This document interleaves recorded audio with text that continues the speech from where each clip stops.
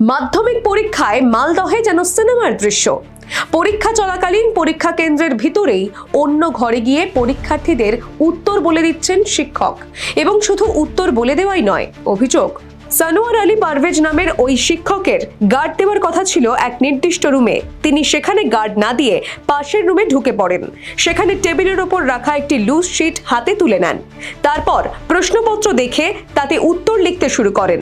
যেহেতু সেই দিন তার নিজের বিষয়ে পরীক্ষা ছিল, ফলে দ্রুতই সব উত্তর লিখে ফেলেন তিনি। তারপর শুরু হয় আরো ভয়ঙ্কর অধ্যায়। শিট হাতে দাঁড়িয়ে পাখি পড়ানোর মতো করে একের পর এক প্রশ্ন ধরে ধরে জোরে জোরে উত্তর বলতে থাকেন পরীক্ষার্থীদের। অভিযোগ, এভাবেই গোটা পরীক্ষা চলেছে এবং এই ঘটনার সাক্ষী বেশ কয়েকজন পরীক্ষার্থীও। এদিকে ঘটনাটি নথিবদ্ধ করেন স্কুলেরই কেউ একজন। ছবি ভিডিও তৈরি করে তা পাঠিয়ে দেন পর্ষদের কাছে, আর সেটি পাওয়ার সঙ্গে সঙ্গেই পর্ষদের তরফে দ্রুত ব্যবস্থা নেওয়া হয়। শুধু সানোয়ার আলী পারভেজ নন, একই ধরনের অভিযোগে আরো 8 জন শিক্ষককেও সাসপেন্ড করা হয়েছে।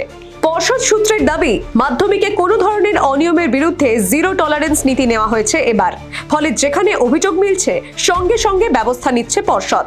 মালদার এই ঘটনায় উত্তপ্ত শিক্ষা মহল। তবে এই ঘটনার পরে পরীক্ষা কেন্দ্রের নিরাপত্তা এবং নজরদারি নিয়ে নতুন করে প্রশ্ন উঠছে। Bureau report, the wall news.